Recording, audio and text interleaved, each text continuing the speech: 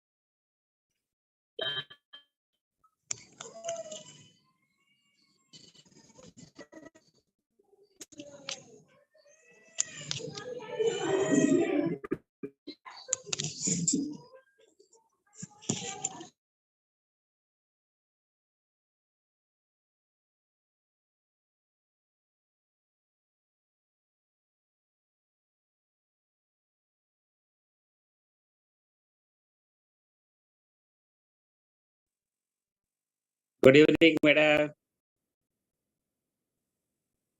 Yes, good evening, good evening, good evening, good afternoon, and good morning. Good evening, good afternoon, and good morning to one and all present over here. Thank you, thank you. You are all welcome. It's so proud and honor to be on this such a great platform. Thank you very much. You're so much welcome.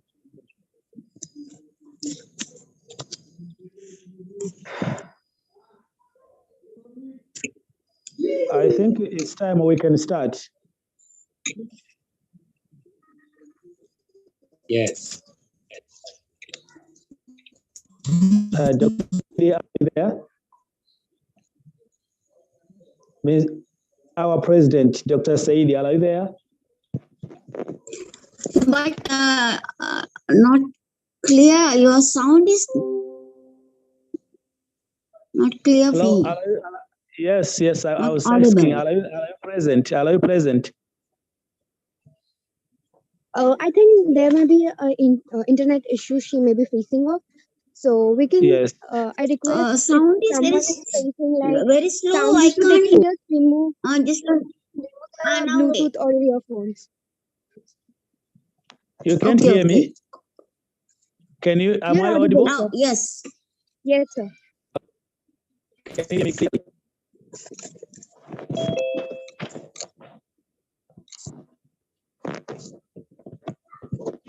So can we start? Sure, sir. According to time, can we start? Yes, sure. You're audible, sir. You can start your timing and the meeting, the session. Oh, thank you very much. Thank you very much. Let me humbly welcome each one of us. It's a great day, and it's a great opportunity for us to be here for this greatest conference. This conference has brought together speakers from all over the world. And this organization has been established to look into the rights of humanity. As we are all aware that in the world over, there are a lot of atrocities happening now.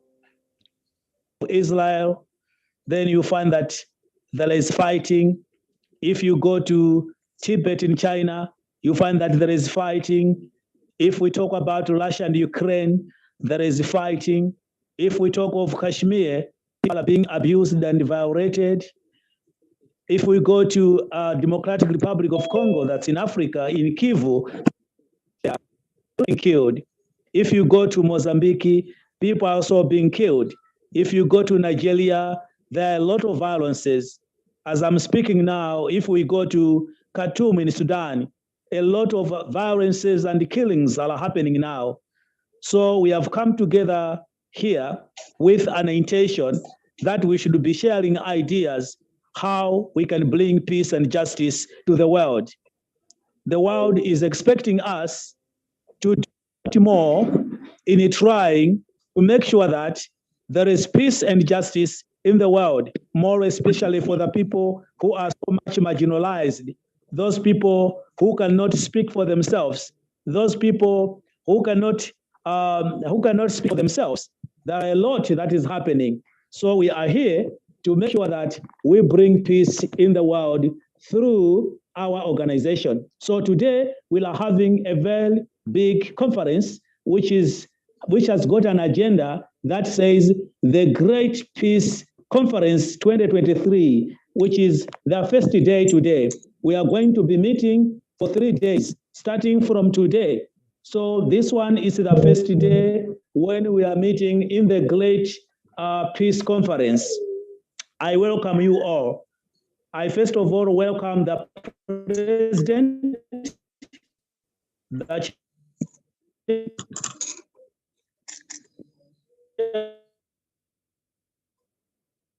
Not audible.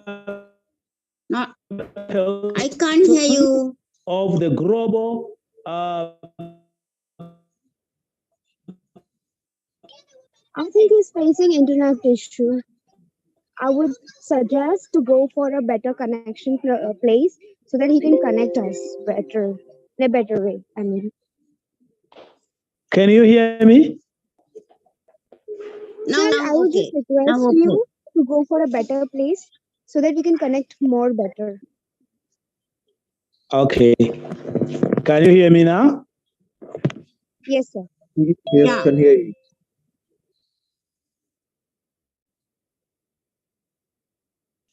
Okay, thank you very much. So should I continue? Sure.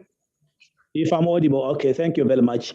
So I was saying that this is the great conference that has been organized to make sure that all the speakers from different countries, we come together to look into the justice and peace all over the world. As we are all aware that in other countries, people are facing violence, people are facing xenophobic violences, and a lot of things are happening to our children, to our women, to people all over the world. So we are here to make sure that we discuss peace. We discuss, it means how we can bring peace all over the world. So this is Dr. Emmanuel Aquilana Ezekiel. So I welcome you all. I humbly welcome the chairperson, Dr. Saidi. Welcome, ma'am, to this conference 2023. Thank you very much. Your presence here, it's a great honor to us. Thank you very much. And let me also humbly welcome all those dignitaries who are with us this morning, this afternoon, and then this evening. Now, to start with, let me first of all ask Mr. Muhammad Majid. Mr. Muhammad Majid, are you there? Yes, I am. Mr. Muhammad Majid, are you there? Okay, thank you very much. Thank you very much. Thank you very much for your presence. You are supposed to make a welcome remark. Thank you. This is your time.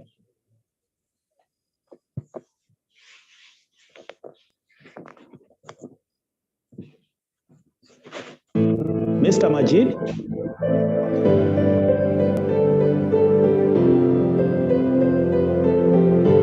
He's there.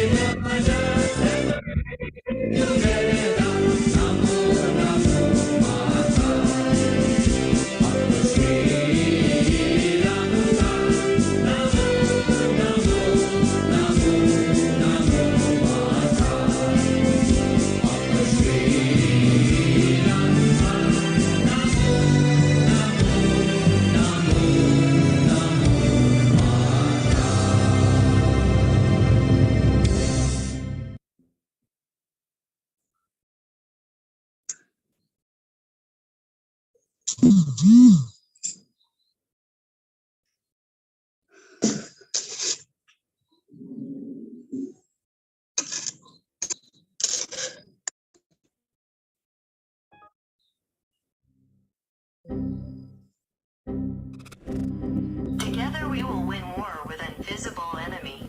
Do you ever look at someone and wonder what is going on inside their head?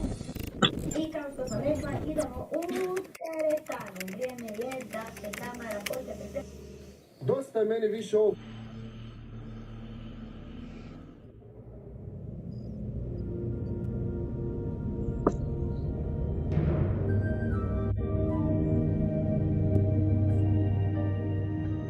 '94. kad je osnovana, mislio sam da ću njome promijeniti svijet.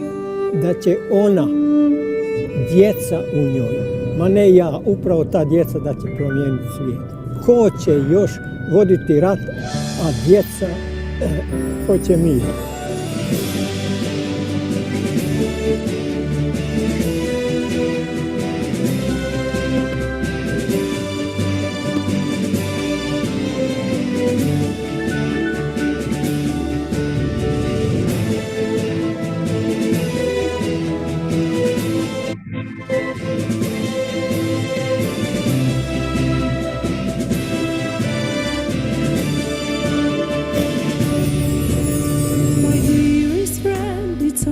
To see you and to hear your voice again in my world when love and peace are only things that can increase. Let's walk together mile after mile with a hug and a pleasant smile.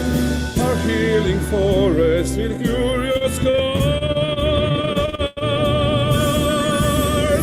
We are the angels of peace. We give every heart a shield.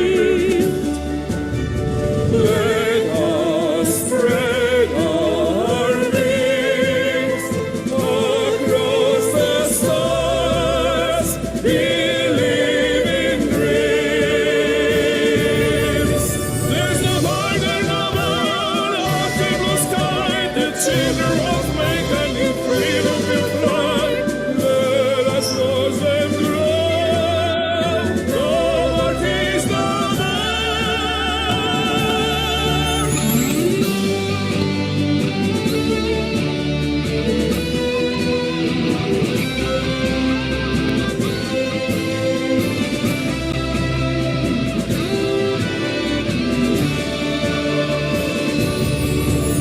My dearest friend, you finally come.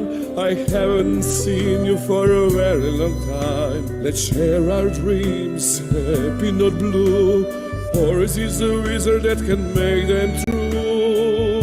Let's build our future cozy and warm. Home will be the rainbow's dawn, and we will never leave you behind. We are the angels of peace. We give every heart a shield.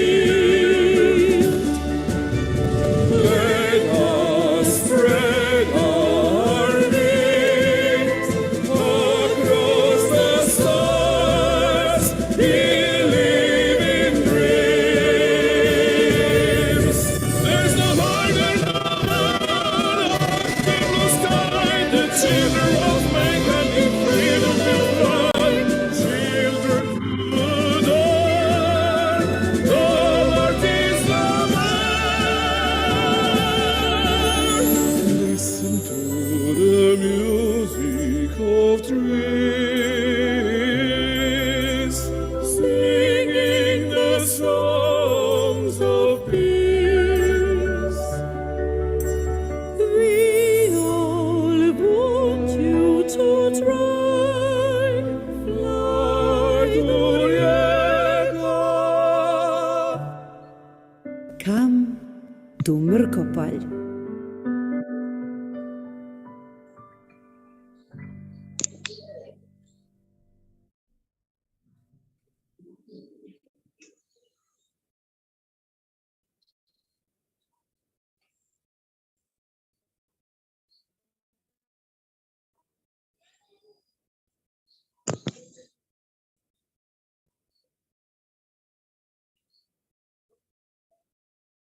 Flags ला flags and countries नहीं China India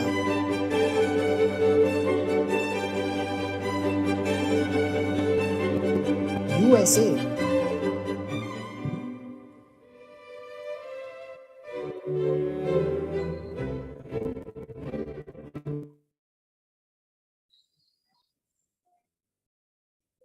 Indonesia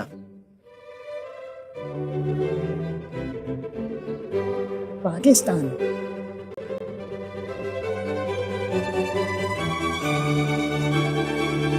Brazil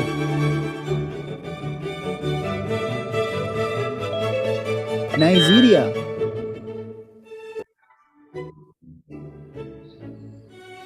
Bangladesh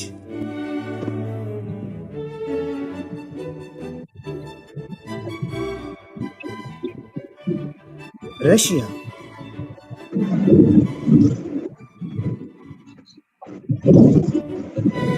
Mexico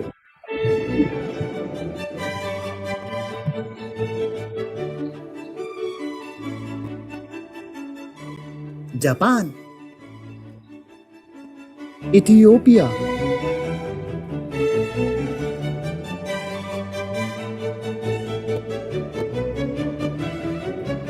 Philippines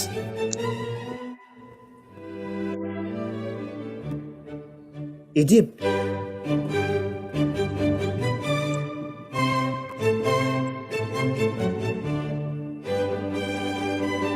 Vietnam DRC Germany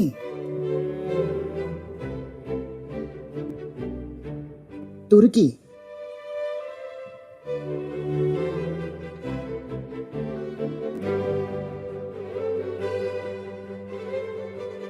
Iran Thailand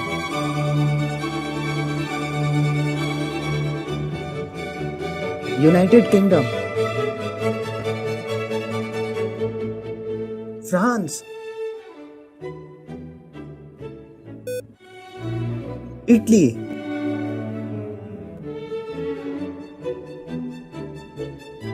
south Africa Tanzania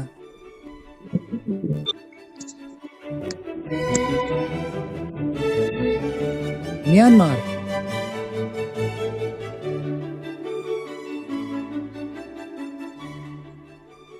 Kenya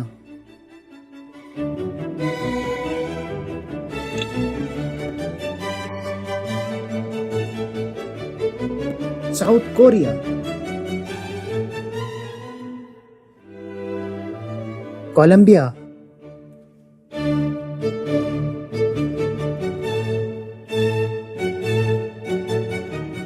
Spain, Argentina,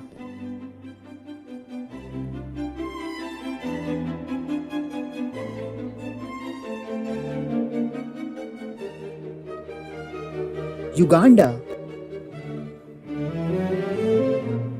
Ukraine,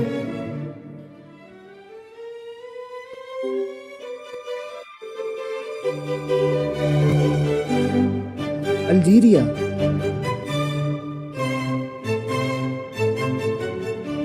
Sudan,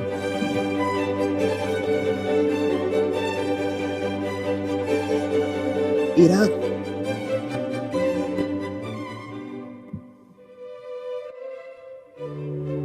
Afghanistan,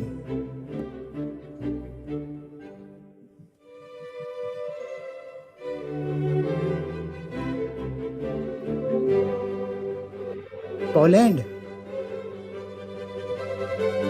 Canada,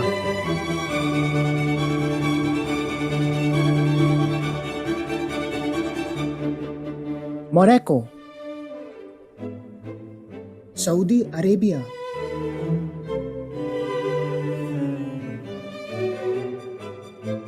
Uzbekistan,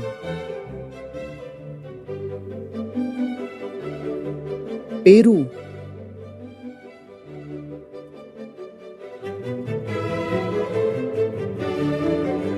Malaysia,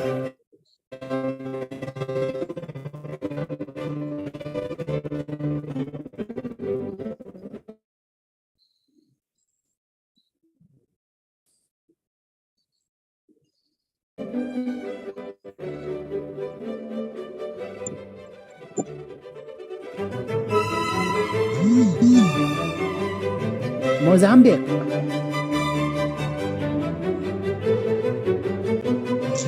Yemen, Nepal, Venezuela,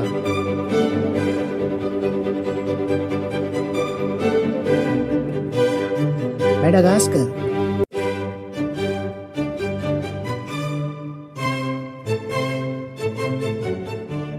Cameroon,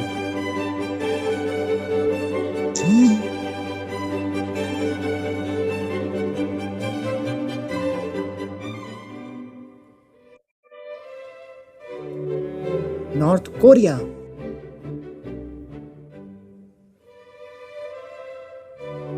Australia,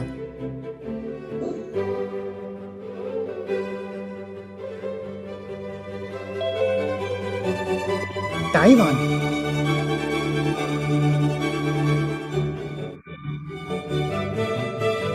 Niger, Sri Lanka,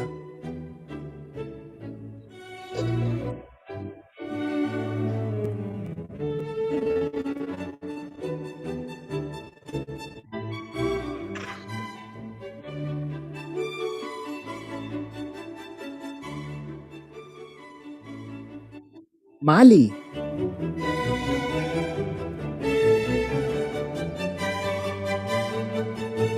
Romania,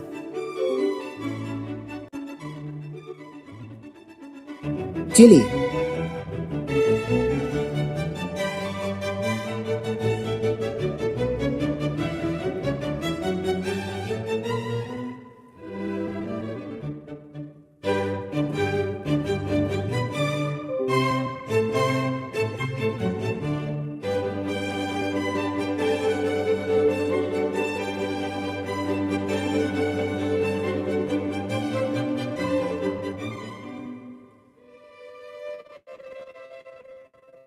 Netherlands,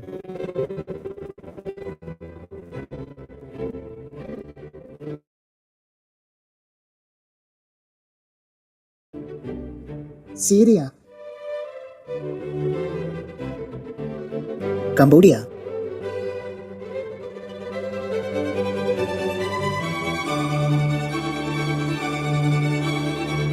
Chad,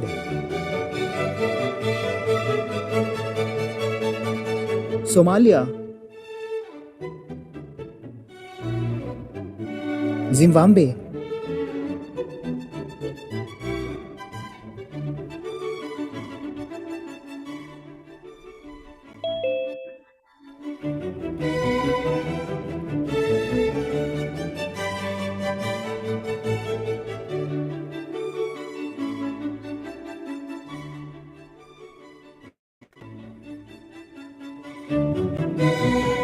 Tunisia,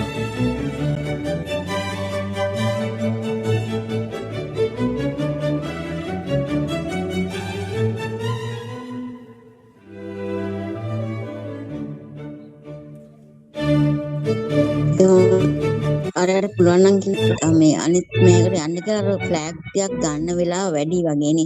පෑ භාගයක් මේකට ගියා. Bolivia,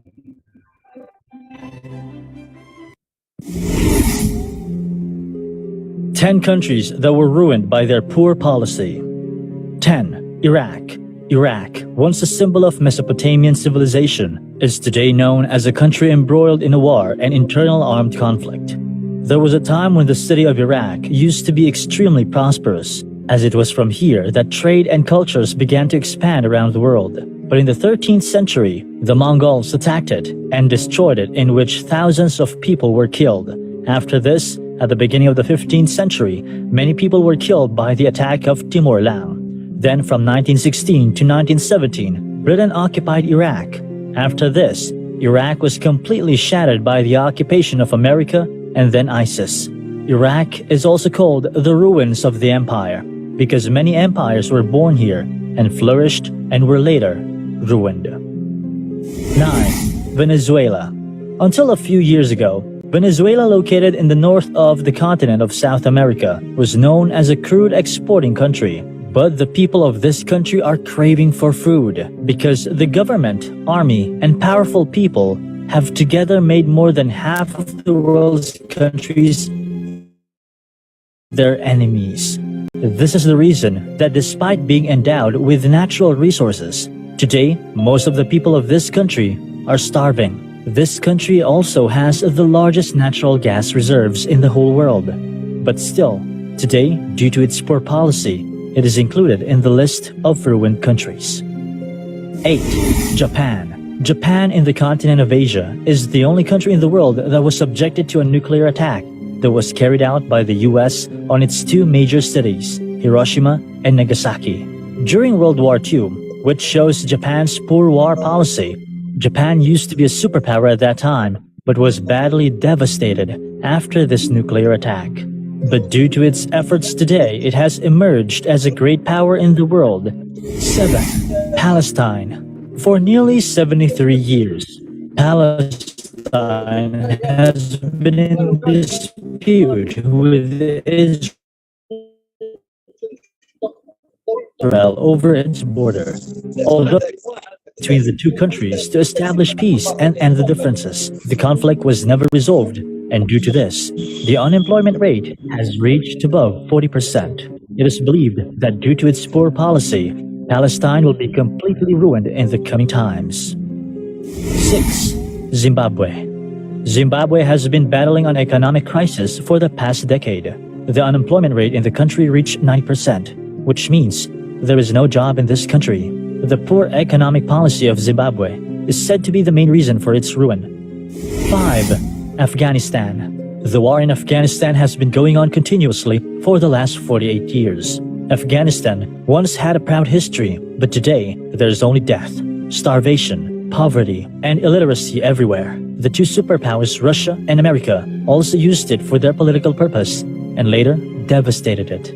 The government there also could never understand this, which led Afghanistan today to the verge of complete ruin due to its poor policies. 4. Yemen. Civil war has completely ruined this country. The crisis in Yemen started almost 3 decades ago. The cause of this war is attributed to the Houthi movement, which originated in the 1980s. According to an estimate, since March 2015, about 8,600 people have lost their lives.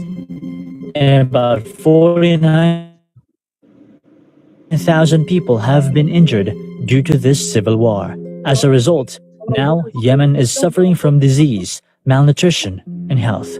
Due to the civil war, relief materials are also not reaching these areas properly. 3. Syria. The peaceful uprising that started in Syria against President Bashar al-Assad gradually turned into a complete civil war, in which the whole country was destroyed. The war forced half of the Syrian population to leave the country in 2011, and 60% of the people in Syria lived in terrible poverty. According to the World Bank, the total population of Syria in 2016 was 184 million, which is continuously decreasing over the years. 2. Ukraine. Because Russia invaded Ukraine today, the lives of millions of Ukrainian people have been ruined. Because of this, people are desperately living in the country. Due to this war, the economy of Ukraine has been badly affected. The country, which was once a prosperous country, has now come to the list of ruined countries. Only time will tell what will happen to Ukraine because of this war. 1. Sri Lanka. Sri Lanka, which has already been broken by the epidemic, now has all the records of inflation in the government treasury, and the foreign exchange reserves in Sri Lanka are depleting rapidly. Because of this, hunger, inflation, black marketing, and shortage of commodities have now pushed Sri Lanka to the brink of bankruptcy. Thus, Sri Lanka, which was once a happy country, has joined the list of ruined countries. That's all for the video today. Thanks for watching. I hope you enjoyed it. Do leave a like, subscribe.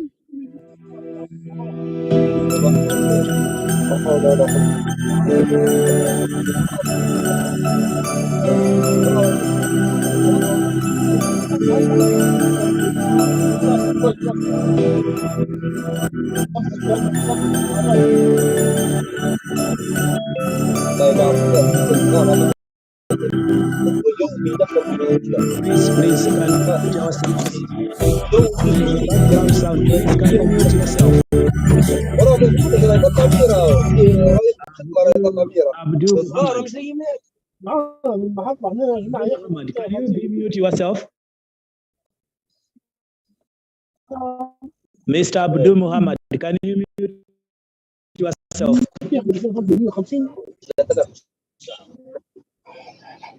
Hello?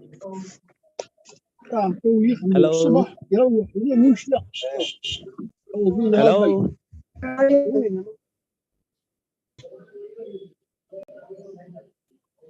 Mr.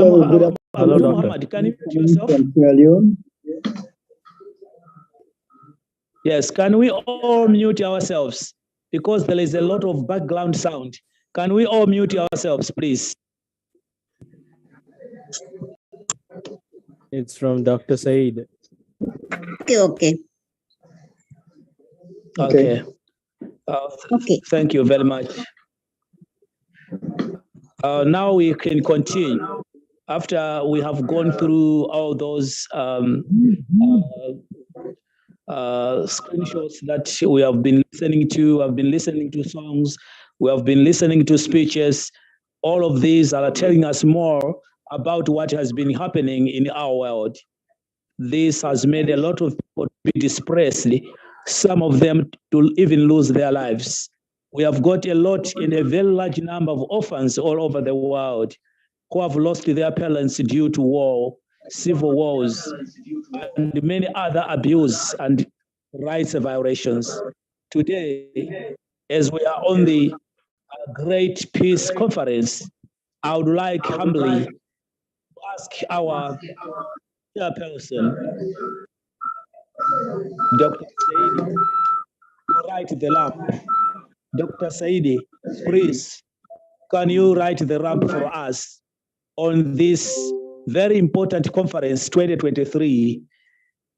It's now your time that you can light a ramp for us. Thank you very much, Your Excellency.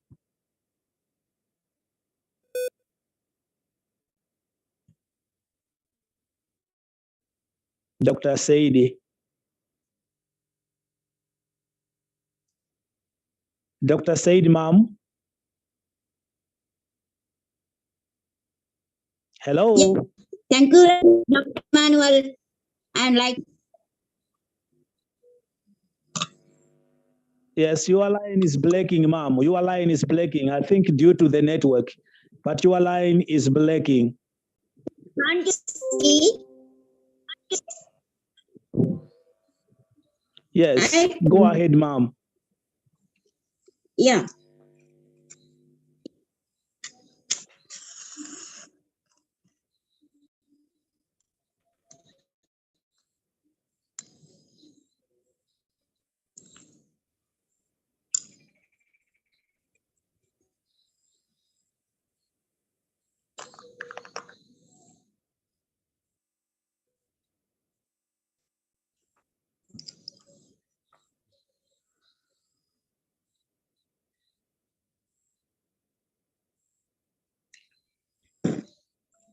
The lighting. Okay, to yeah. Can you see? Yes, we can see it.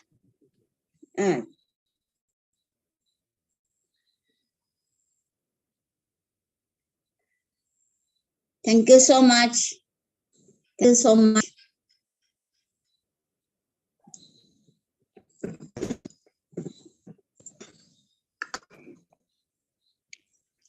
Thank you, Your Excellency. Thank you very much. The lighting of the lamp simply symbolizes that we have to carry the light all over the world. We are the carriers of the light. We have to bring the light so that the darkness should run away. Once there is light, then the darkness will run away. As we are speaking today, our dear brothers and sisters and mothers and fathers are in trouble in different countries. They are restless, they are depressed, they are running away from war, they are being killed due to racism, they are being killed due to violences, xenophobia, and a lot of things happening all over the world. The lighting of the lamp simply shows that we are carrying the lamp to enlighten the world so that we have to bring peace. At this point in time, let me humbly ask Dr. Saidi to give us her welcome remark.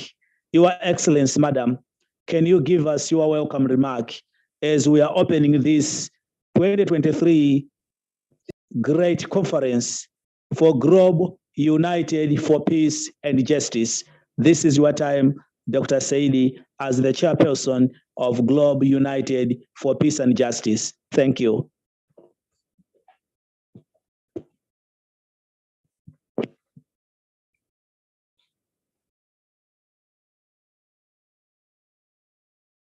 Yes, Dr. Saidi, it's your time to give us your welcome remarks. Dr. Saidi. Sorry, right. Thank you very much, Dr. Emmanuel. Hello, dear friends. Good morning, good afternoon, good evening. Assalamu alaikum. Have a nice and wonderful day. Welcome, dear my friends, dear brothers and dear sisters, and my dear friends, colleagues. Welcome. Today we are gathering, we go meet for a noble cause. That goal is to achieve world peace that you all work on, including me. To fulfill that noble purpose, a series of conferences are going to be held. Today is the first day of the conference series. For the betterment of people of the world without any selfish motive, we welcome our chief the Birlan, Honorable Minister of Birlan, HRM, in Sariano, Trinidad, who came to this conference with supreme intention, and all other guests, our honorable speakers and honorable researchers too. At this time, I hope to make a brief introduction about the conference. Our conference is so held over many things affect birth, peaceful environment, the world, problematic countries and different social systems all over the world. We talk about global sustainable development in countries around the world. Also moving towards global sustainable development to be the representation of the people of the world. But the war situation and the conflict situation in different countries around the world for the people of the world to approach their major development. Therefore, what needs to be done is to scrub injustice, pains, and problems.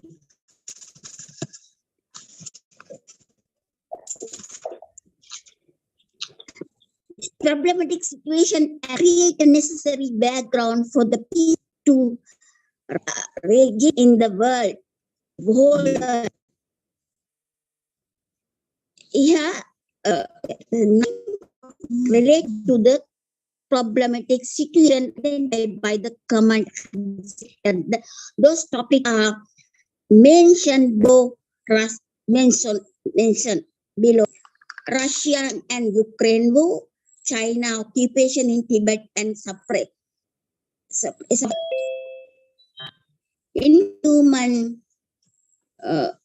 in Nigeria, CRD conflict, Jammu Kashmir conflict, occupation of the genocide of the Palestinian people, and the Sri Lankan economic process, the people suppression by the rules of the Sri Lanka. A study of people human rights in German also since crisis has arises in Sudan. We think that we should study and discuss it well. I have good news for all. That's something to the top to this. All the reports of this conference and the researchers' papers that to present study after that we hope to present it to the institutions like UNO or Geneva. Okay. Today there are talks under two topics. Each presenter will be have 12 to 15 minutes.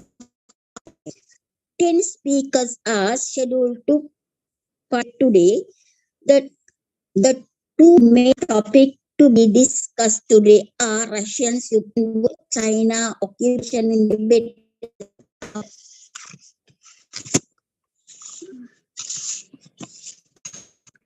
If you want to ask questions related to this, once conduct by our preacher brothers and sisters, ask them the text stages, including your email addresses, and that those preachers, brothers and sisters answer you in the future. We respectfully invite our host, Dr. Manuel and Mari, Deputy President of Mr. Muhammad Rafi, Muhammad Buhari from Sri Lanka, Muhammad Rasul from Sri Lanka, Muhammad Jit Rasul from Sri Lanka, and Mrs. Fiona Maleka Omar from Sri Lanka to the conference and executive too. Best wishes to you all. Thank you. Long live our world peace. Let there be a brotherhood among the presenter of the world. World peace prevail. Thank you. Congratulations to you all.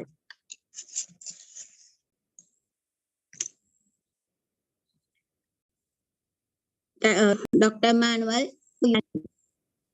Thank you very much. Thank you very much, Your Excellency, for your welcome remark.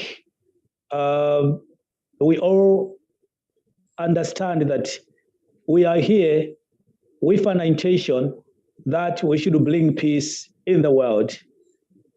As we have been saying several times, that as we are speaking, our friends are running away from war, are running away from a number of violences that are happening in the country. And the war has torn apart different ethnic groups and countries and families. They are not together because they are displaced. Now, we are here to carry the right to all those countries to bring peace so that the world, everyone should enjoy his or her rights. Now, this time, I would like to call my friend, my co-host, to come up with his article. My co-host.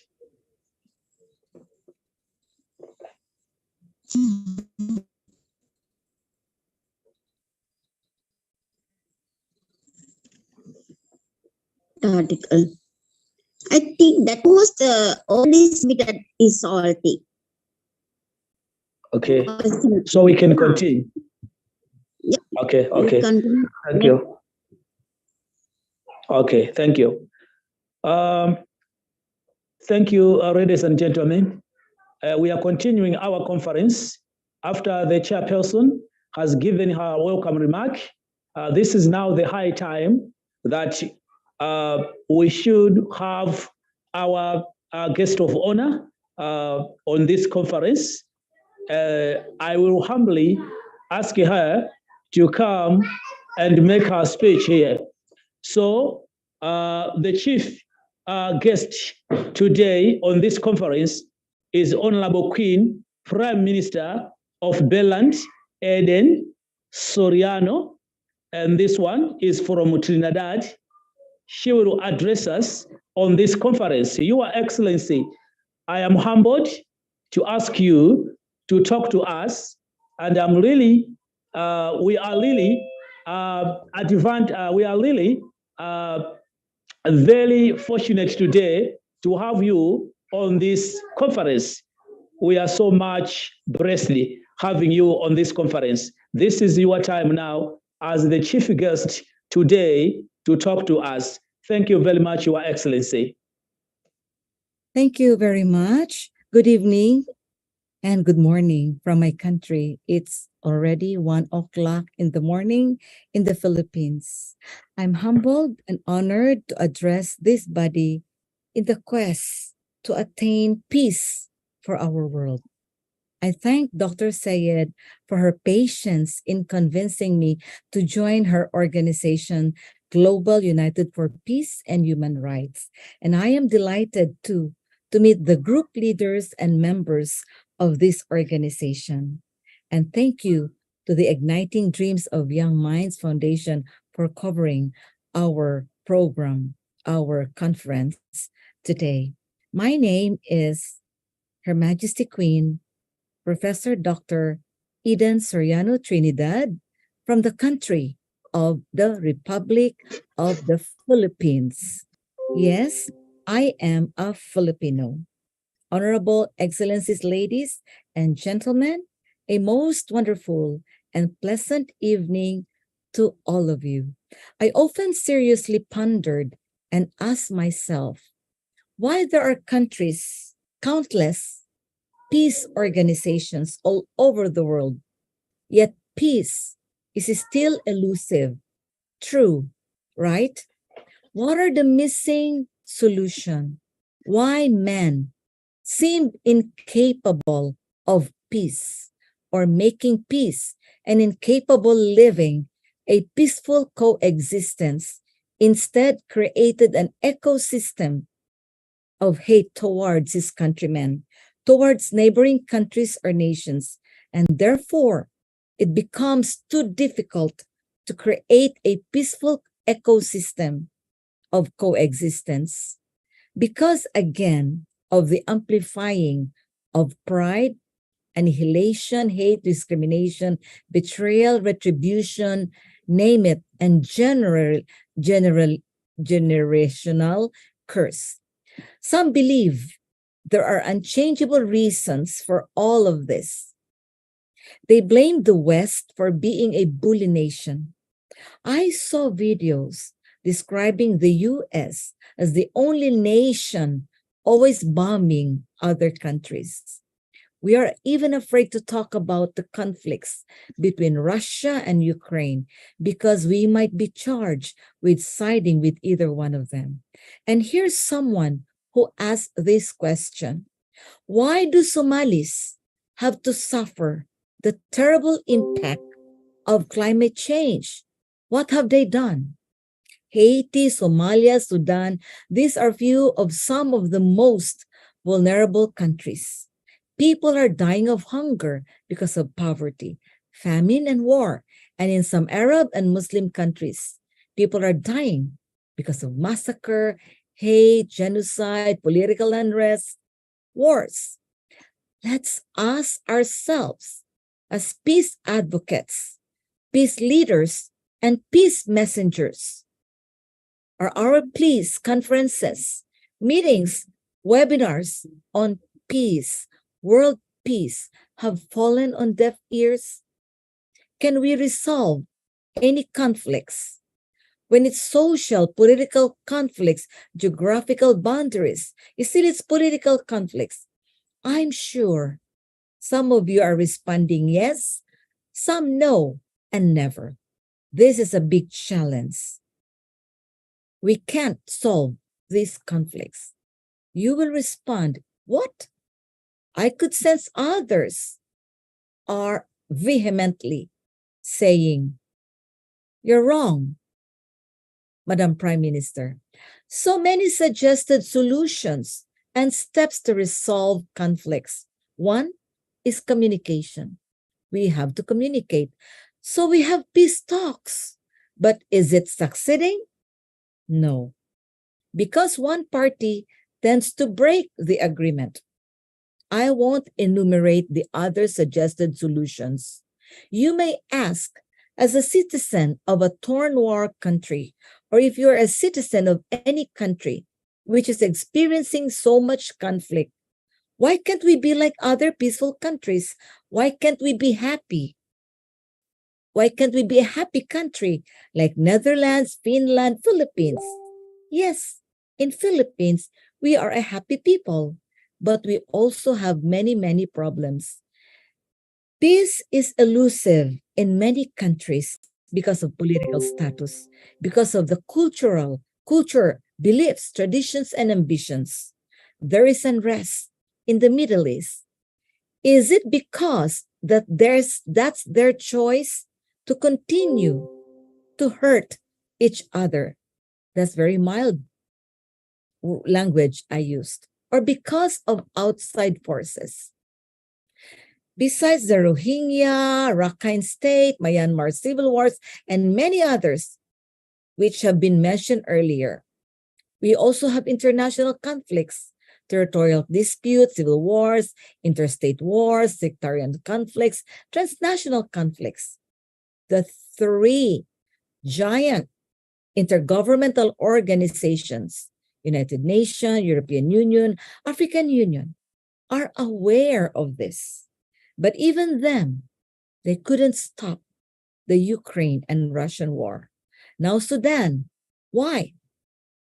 I have no right to condemn or point my fingers towards the three IGOs, the three big IGOs. They know the reasons behind.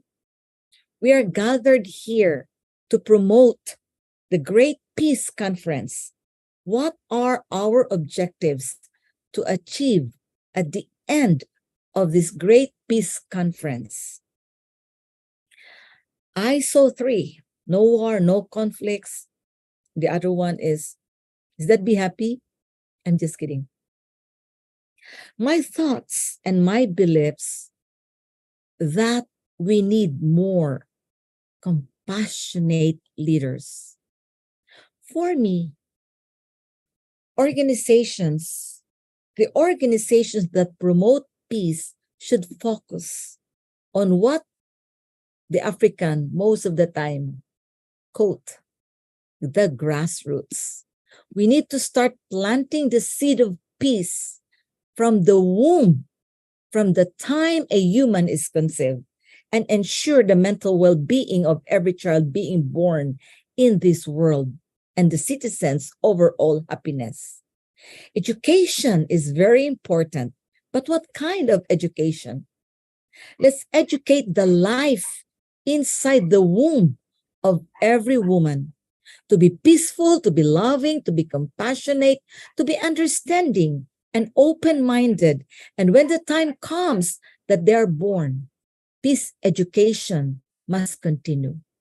The problem, conflicts from generation to generation is because the fathers and mothers, nurses and caregivers of these infants are already planting seeds of animosity, anger, hatred, teaching an infant to hold guns, to shoot, to kill these certain kinds of people, amplifying hatred rather than amplifying peace and acceptance and forgiveness. Sorry for the dogs. They are not my dogs. They are my neighbor's dogs.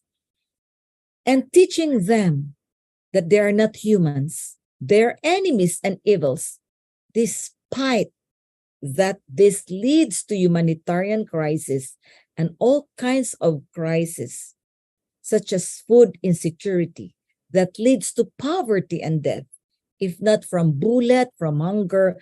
Same thing in any country with same situations. They are already dying of the cold weather and freezing weather conditions. So hard to reach them because of the snow. From their ancestors, from generation to generation. So when they started to walk and learn how to carry a gun, already their minds and hearts have been programmed to hate, to treat as enemies, and how to react to certain groups of people. And we wonder why. Peace is unattainable. Why there are nation-to-nation wars and continue brewing of wars. And why is this happening to these countries? China's occupation in Tibet, suppression of Uyghurs, Jimmy Kashmir conflict, and these are the things that we're supposed to talk and discuss. Israel occupation and genocide of Palestinian people, war and crisis in Syria, and many more conflicts and human rights violation. Why so many human rights issues, and with which thousands of human rights and humanitarian organizations have been created? And we are aware that with the recent clashes in Sudan, they are no longer paying respect to the humanitarian organizations. But these conflicts and clashes are not new in Sudan. I sent a message to Dr. Sayed 2 weeks ago when she told me to be the chief guest today. I told her, please, Dr. Sayed, don't be biased. Read and learn and do more research over these conflicts and some topics that you want to discuss by the members and leaders of the organization. I suggested to visit more Twitter, LinkedIn, and you will find different opinions of people about their country and other country and issues in different aspects and different countries and different situations. And don't settle, please, for one-sided opinion alone or one side's opinion alone. I'm sorry if I have to mention this. If you knew, if you have heard, and if you have read the latest statement of this Iranian sheikh, he said, I want the people of Israel to know that Islamic Republic does not represent the Iranian people. The ancient bond between our people can be rekindled for the benefit of both nations. I'm going to Israel to play my role in building toward that brighter future. That's, for me, is the right attitude. Maybe other Iranians will vehemently disagree with his statement, but this sheikh has a positive message for me.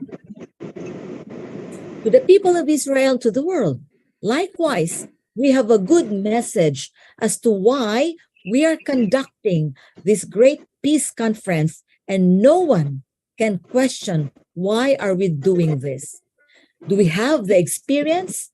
Do we have the leadership and ability to conduct this kind of conferences or initiative towards peace or to attain peace? Small organizational, international organizations are arms of the big IGOs. Our Earth is carrying 8 billions of lives. 8 billion lives. The 3 huge IGOs won't or can't do all the jobs they need. Also, small organizations to handle the grassroots. Let's learn to turn negative things into positive things.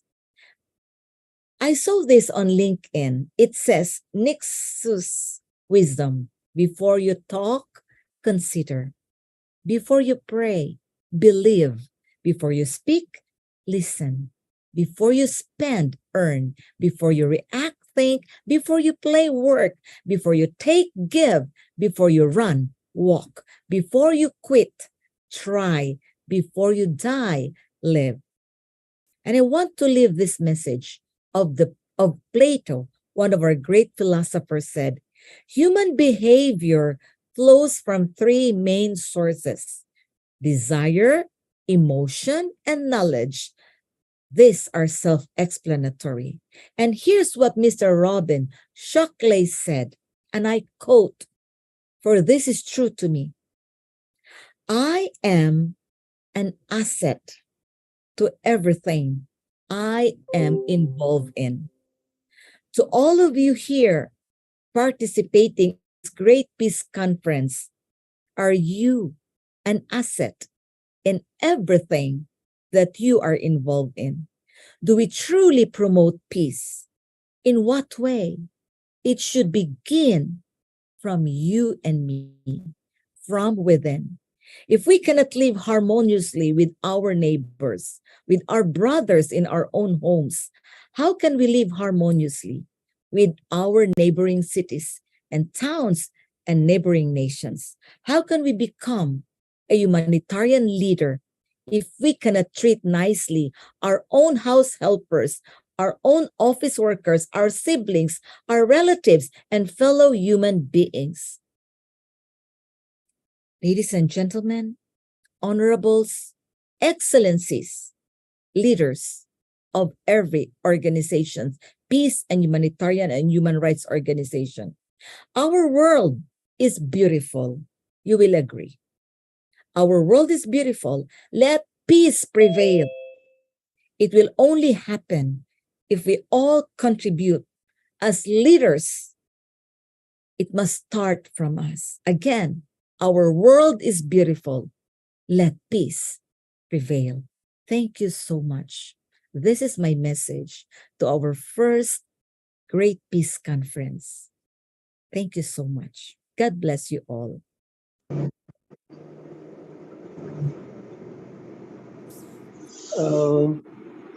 Thank you very much, Your Excellency. We are so much blessed with your encouragement. It is really a blessing to us to join hands on this conference to see how we can bring peace to the world. As you have put it, Your Excellency, that our friends, our dear mothers and children and grandfathers are in trouble in different countries. We are here to join hands from all over the world to make sure we find mechanisms how we can solve the challenges that our friends are facing from different countries. Excellency, you have mentioned of Sudan, you have mentioned of Israel, you have mentioned of Russia and Ukraine, you have mentioned of China, Tibet, and Yuga.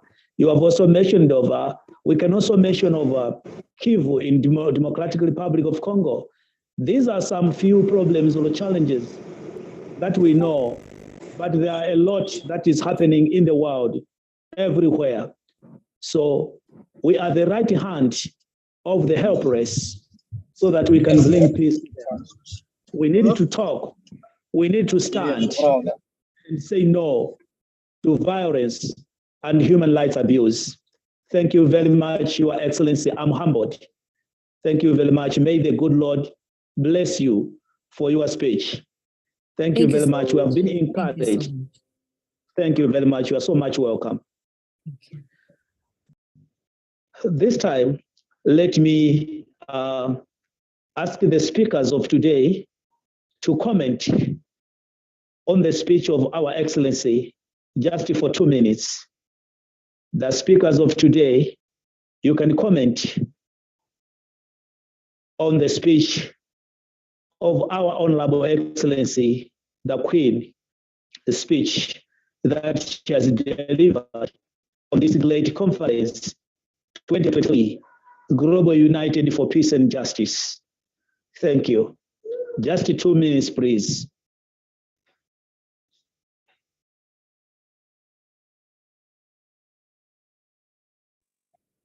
I think, thank you very much, Your Excellency.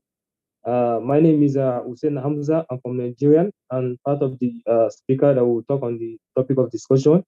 And it's a great pleasure for me to have a discussion with a great minded people from across the world. And it's a great pleasure for me to connect with you, Your Excellency. I think you have already made a justification towards the discussion. And also you have already mentioned all the aspects that we're supposed to learn from you. And again, I believe from your words, I have learned a lot, and I learned somewhere that I will start continue from where I stopped, because you have already made how humanity is very, very important to us, because without each other we cannot survive. That's why we need each other to survive before we can be who we are. I believe from your analysis, I can also say that you have already said everybody need to be involved towards peacemaking is in every country, because without everybody being involved, we can't left everybody one or two things. Okay, this person is going to do this work. We just need to work together collectively, and also we need to work together in a supportive way so that we can make peace in our country, and also we can make peace across the world. Thank you very much for giving us a wonderful speech.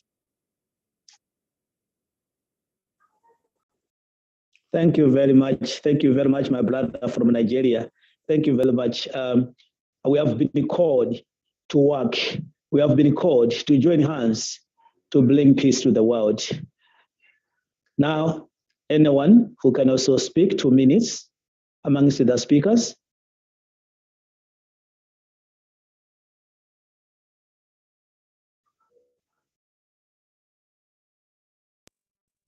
Yes, I'm Dr. Vijay Kumar Salvia. Yes, go ahead. Yeah. It is great pleasure to join our United Vision for Peace. I am Dr. Vijay Kumar Salvia, the Director General of International Research and Development Community Organization, USA, India, and Research Innovation Startup University. We are working for peace for all over the world under the Age of Happiness Club Indore International and SDG Club India International. Yes, as I welcome all of you and our chief guest, Queen Erin, HRM Queen Erin from Berlin. So all of the our guest of honors speakers, we are here to get the solutions for the peace. And I invite all of you, you please, I am the scientist, I am the researcher, I am the happiness person, I am a technical person also. And we are establishing the peace center in all over the country, in all over the world. So I welcome and invite you to establish the Peace Research Center in your country. Also, I suggest to our chief guest, Queen Erin, to please collaborate us for all the peace research center in all over the states, all over the places of the country, so that whatever the problems at present we have, that is Ukraine, Russia war, or there are so many topics, so we can also work out on that. And similarly, there are also, we can say, emerging issues which are under the state not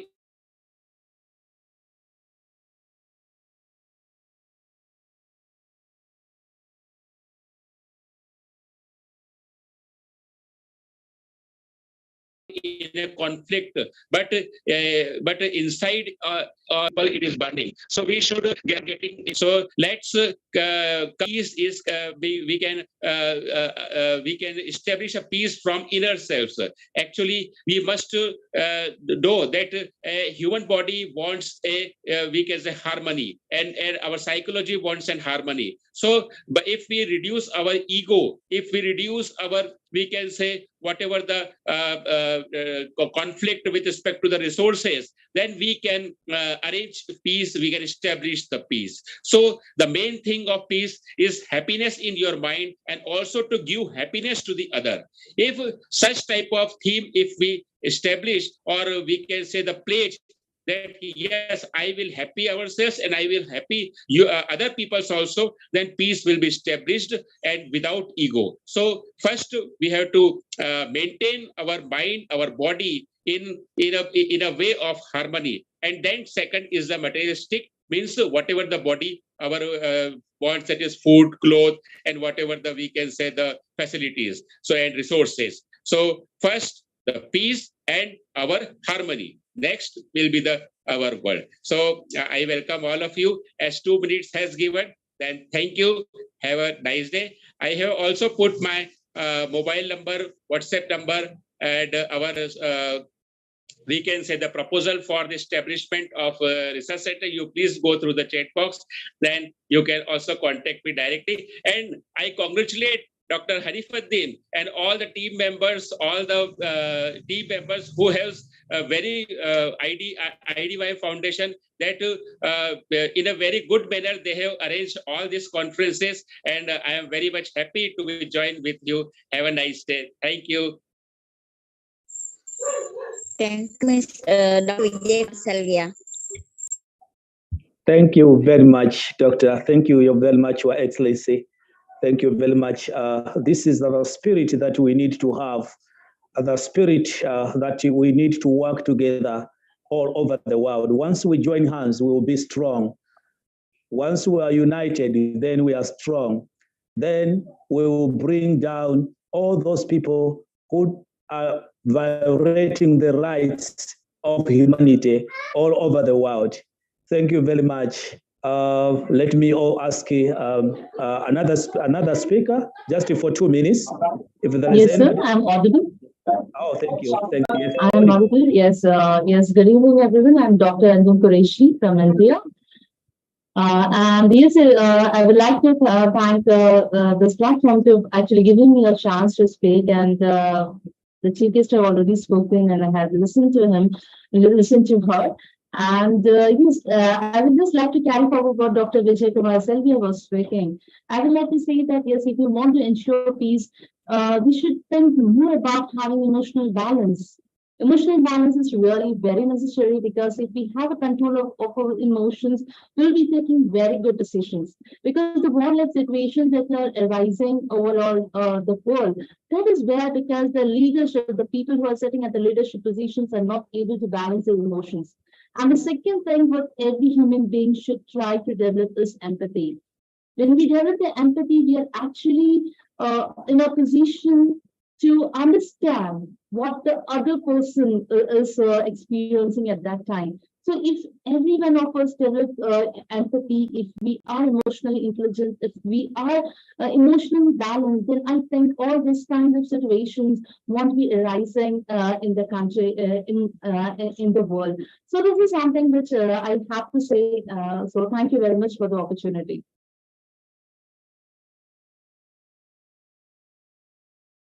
Thank you very much. Thank you very much. Thank you very much. All of the speakers are still talking on how we can work together and strengthen our efforts. We need to put together our efforts so that we can cover the whole world with peace. As we are speaking, some of the children are going on empty stomach. Why? Because their parents are all dead in war. Their parents have run away, and even other children don't know where their parents are. They are left behind while the parents were running away from war, and others, as we are speaking, they are in prison. Why? Because they are just being abused. They haven't done anything wrong against the government, but they are being in prison. These are some of the things that we are here for. Let's join hands. Now, let me call Mr. Ayodele Isaac. Mr. Ayodele Isaac, yes, you can speak from Uganda. Yes, my brother. Okay, thank you, Ambassador Emmanuel. And I want to appreciate the convener of this program, Dr. She's here for this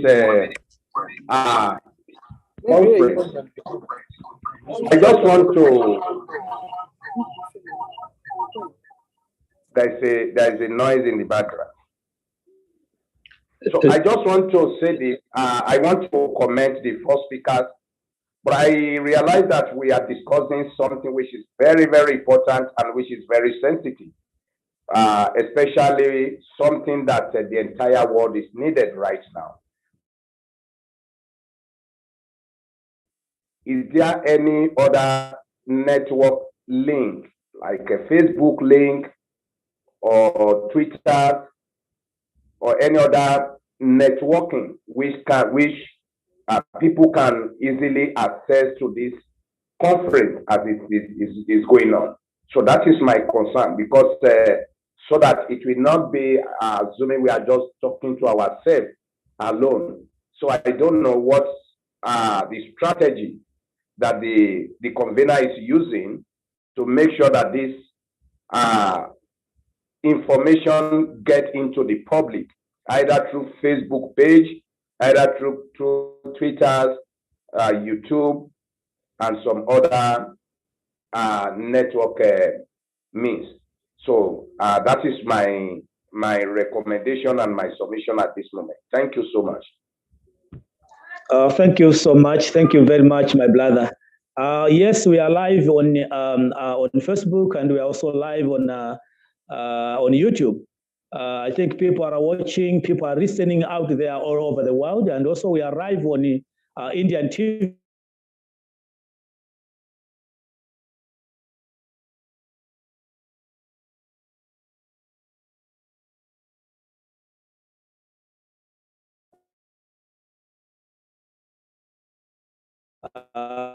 Through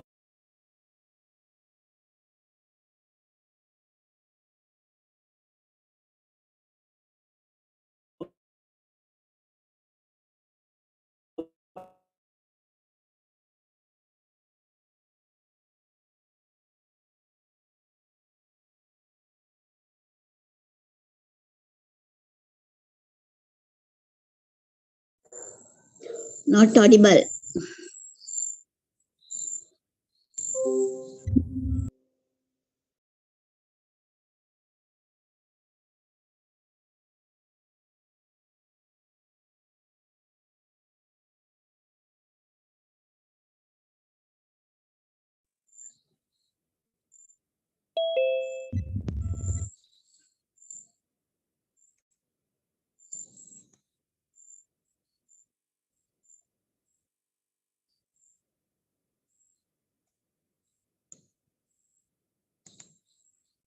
hello, can you hear me? Yes, sir. You are sorry. Very much audible. Yes, yeah. The network disconnected me suddenly. Yeah, so I would like to thank everyone who has managed to attend the first part of this conference. This has just been the first part of the conference where we have discussed a lot, and we were also so much privileged to have our queen, who has spoken to us strongly on the peace issues all over the world, that we should stand up now and say no to human rights abuse all over the world. And also we should stand up and say no to those wars that are taking place in different parts of the world, such as in Ukraine, such as in Tibet and Uruguay, such as in Israel, such as in Democratic Republic of Congo, where innocent people, innocent children, innocent women are brutally being killed there. So we have to stand up, join hands, and make noise all over the world that we need peace everywhere. So I'm humbly appreciating every one of us who has taken part in the first part of this conference today.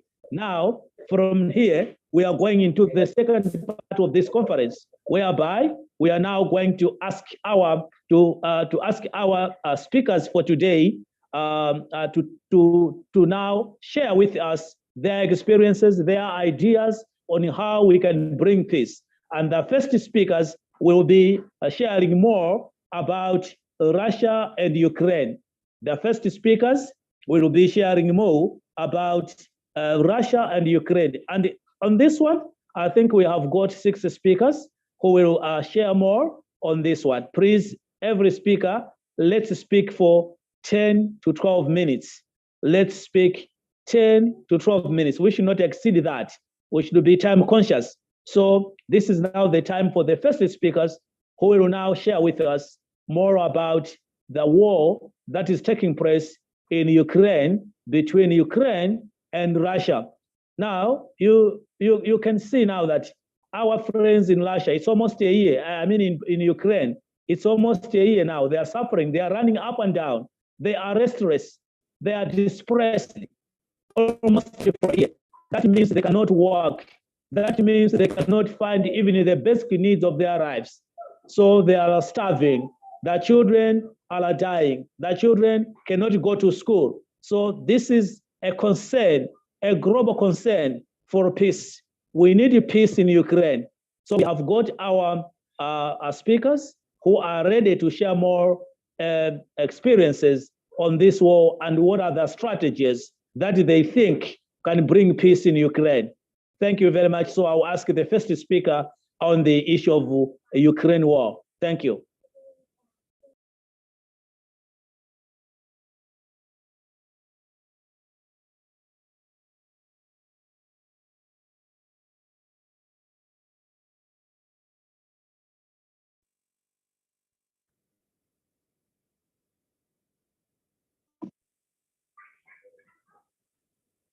Okay, thank you very much for giving me the opportunity to be part of the speaker that will speak today on the topic of this discussion, which is Russia-Ukraine conflict. As we all know, this Russia-Ukraine conflict is something that is affecting the whole world. It's a conflict that is affecting the whole world, whether positively or negatively. It's something that is shaking the whole world presently now. And before I can go on, I would like to briefly discuss about how these are, what came to this war, what happened, why this war is still continue. And let's know that I would like to let everybody know that this war is something that has been long between both of them, since we all know that Ukraine is part of the ally of Russia. And after the Soviet Union, which is USSR, dissolved in 1991, the newly independent Republic of Ukraine and Russia maintained ties, which they agreed in 1994 to sign the nuclear non-prevalence treaty and dismantle the nuclear weapons in Ukraine led by the USSR. And as we all know, in the return, Russia, the United Kingdom, and the United States, and also agree in the Patriot memorandum to upload the territorial integrity of Ukraine. And as we all know, in 1999, Russia signed the Charter for European Security, which reaffirmed the inherent right of each and every participating state to be free to choose or to change its security arrangement, including the treaties of alliance after the Soviet Union collapse. And on 24 February 2022, Russia invaded and occupied part of Ukraine in a major escalation of the Russia-Ukraine war, which began in 2014. And this invasion has resulted in over 10,000 deaths on both sides, and also instigated Europe's largest refugee crisis since after the World War II. And this Russia-Ukraine war is an ongoing international conflict between Russia and Ukraine, which began in February 2014. Following this Ukraine revolution of dignity, Russia annexed Crimea from the Ukraine and supported the Russia separatists fighting the Ukraine military in the Darfur war, which is known as Ukraine, Crimea. And also, Russian leaders claim Western powers had pleaded that NATO will not expand its war because Ukraine wanted to join NATO before this war broke out. And that's when the Russia now said, okay, what will Ukraine join NATO, which is not part of the agreement? And as we all know, this NATO is something that normally protect the right of any countries that join NATO. The US normally protect the right of any country that join NATO. And as we all know, these are according to the Western powers that this NATO will not expand. According to the Russian leaders, claim that Western powers are pleaded that NATO will not expand eastward, although this is dispute.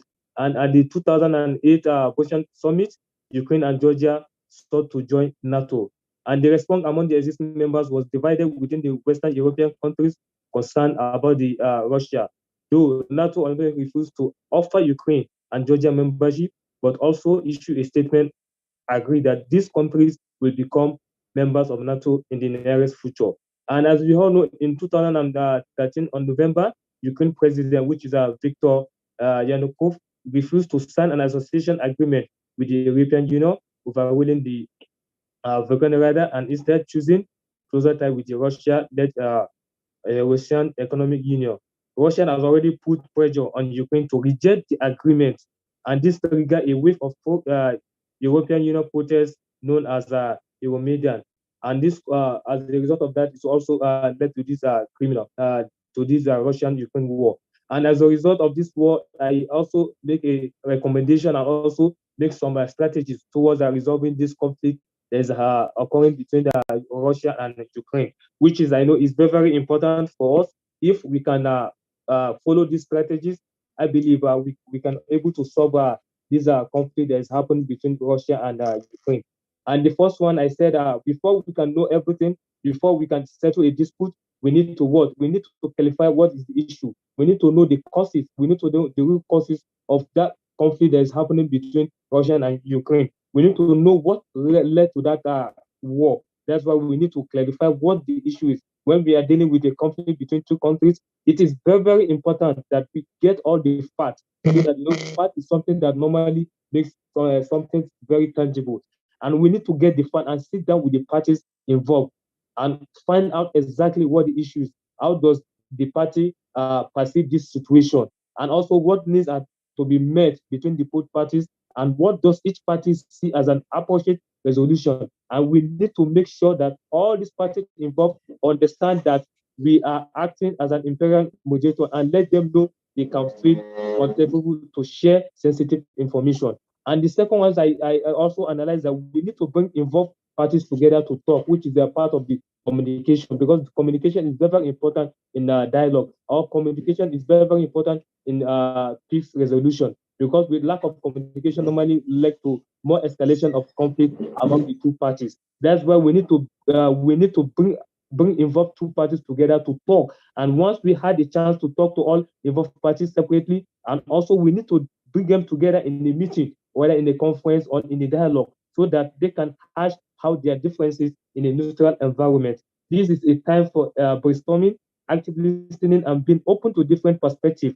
And the goal is to come to a common understanding of the problem and what role each party is playing in the conflict, and what some possible solution might be among the two parties. And also said that we need to identify a solution before we can, when after knowing the causes, after knowing the problems, we need to identify the solution, so that after identifying the solution and after the parties have had a chance to discuss the situation at hand, it's time to identify what satisfactory resolution might be and how to get there.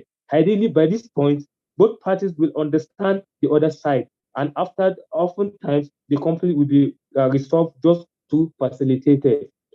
I believe with this identifying the solution, we'll be able to identify what exactly is the problem that is happening between both of them in terms of the open dialogue. And however, if the situation requires further resolution, we all need to step in and help them to negotiate a reasonable solution. This can require some time and effort, and it requires both parties to set aside their differences and preferences and find some common ground to work towards, which may involve not getting everything they want out of the situation. But we need to work with both parties to come up with a concrete list of steps that will result in the solution being achieved. And finally, I also said that we need to continue to monitor and follow up the conflict, because monitoring is a key factor in terms of conflict resolution. We need to monitor the conflict because a solution as identified and addressed doesn't mean it will just go away. If we identify a solution without introducing the money aspect, we believe that, okay, since we have maybe identified a solution, the conflict will not continue. We need to monitor how the solution is going. There's the process. We need to monitor. As a mediator, is it part of the responsibility to check in with both parties to ensure that the conflict has truly been dealt with and the step identified to reach a solution have been followed. If all this to be going well, simply we need to remember to stop and observe from time to time. We need to observe the situation time to time so that we can monitor the aspect of the situation,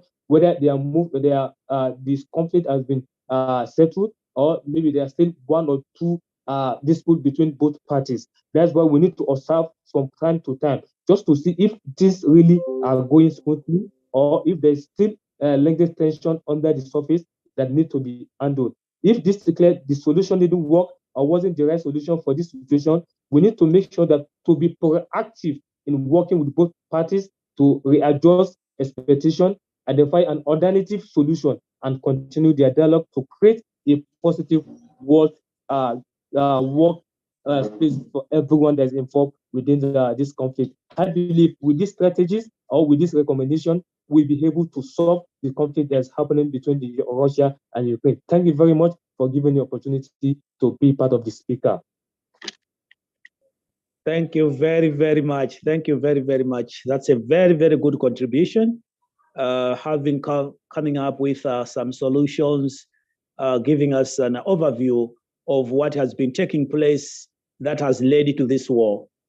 Thank you very much for sharing such experiences and ideas and strategies that can be put in place so that the war that is taking place between Russia and Ukraine must immediately be stopped because it is affecting innocent children, innocent women, innocent people in Ukraine, and the people are totally distressed.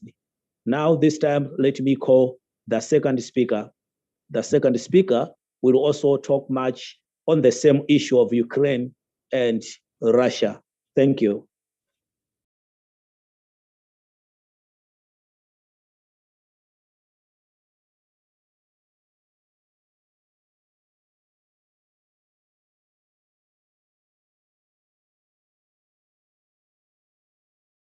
The second speaker, Miss Maria, are you there?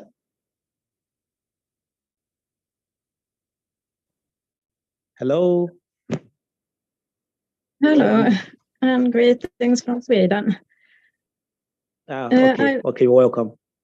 Thank you very much. I was going to talk about China, Tibet, so maybe I will speak later. Okay, go ahead. Yes, thank you very much. I will try to share my screen here, so I hope you can see it. Can you see my screen now? Not yet. No. Not yet.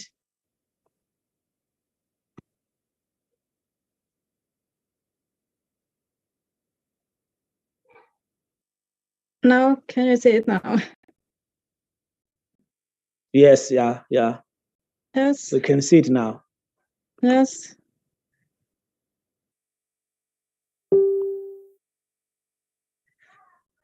Yes, first of all, I would like to thank Dr. Fede Worsby Hanifdén and Global United for Peace and Justice for organizing this wonderful event. And thank you, Dr. Emanuel Akvirana Sekel for hosting this event. And thank you to all previous speakers. It has been wonderful to hear from you all. Yes, I invited to speak about China's occupation of Tibet and the suppression of Uyghurs. So I am really grateful and happy to be invited to speak about this. And this is a topic that I am very much interested in. In November 2017, I had the great honor to meet and interview Sikyong Lobsang Sangay, the former president of the Central Tibetan Administration and political successor to His Holiness the Dalai Lama of Tibet. And I think he is a great leader when it comes to peace and non-violence, because yes, he is promoting this issue very much. So if you're interested to learn more about this issue, you can follow Sikyong Lobsang Sangay in, for example, social media, where he shares very much of his speeches and also research about this topic. But he is not anymore president, I should say. But he was at that time in 2017. So I will quote Sikyong Lobsang Sangay in my speech something, and he emphasized these human rights violations in Tibet. He says that there is political repression, cultural assimilation, environmental destruction, social discrimination, and economic marginalization. Yes, would you like to ask something, Dr. Emanuel? No. Go ahead, please. Go ahead, please. Go ahead. It was just a mistake. Yes, okay. Yes, as an example of cultural assimilation, he says that the Chinese law says that the Tibetan language should not be only used, but it should be encouraged. But in practice, it is discouraged and not used. So this is a very severe human rights violation, because they should have the right to speak their mother language. And Tibet is called the Water Tower of Asia. And in this picture, you can see Mount Kailash. And this mountain is considered sacred in at least 4 different religions: Hinduism, Buddhism, Jainism, and Bon religion. So for these religions, it is, of course, very important to show this mountain respect. So we need to protect this area. And the 10 major rivers of Asia flow from the Tibetan plateau. For example, the rivers Indus, Brahmaputra, Mekong, Irrawaddy, Yangtze, and Yellow River. And according to Lobsang Sangay, 1.4 billion people depend on fresh water flowing from Tibet. And China, for example, has 19% of the world population, but only 12% of fresh water. And about 400 million Chinese are facing scarcity of water. And of course, this situation is very bad, and it is also bad in other parts of Asia. So this is why we need to protect this area, so that we can make sure that everyone has access to water in the whole Asia, I would say. And this is United Nations Sustainable Development Goal 6, SDG 6, to ensure availability and sustainable management of water and sanitation for all. And the Tibetan Plateau is sometimes called the third pole. And again, I would like to quote Lobsang Sangay. After Antarctic and Arctic, Tibet has the third highest reserve of ice. And Tibet also acts like the cooler or refrigerator of the whole world. It is very high and very cold and covered in snow. Tibet has 46,000 glaciers.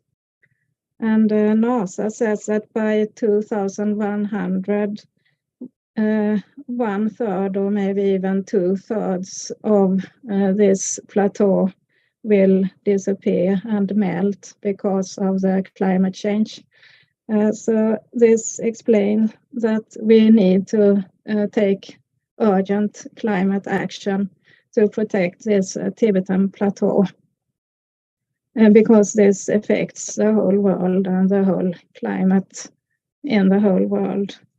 And those 1.4 billion people who are depending on the water from the Tibetan plateau will of course also be affected when these glaciers are melting. So like I said, this is why it is very much important that we act on this Sustainable Development Goal 13, take urgent action to combat climate change and its impacts. And one way that we could try to promote peace in this area is to make Tibet the third pole national park, and we can try to lobby this within our organizations. And also Chinese environmentalists are proposing this. So if all environmentalists can work together, and also of course lawyers are needed to make this a reality, but it is one dream that can be true if we organize ourselves in our organizations and really try to come together to protect the environment.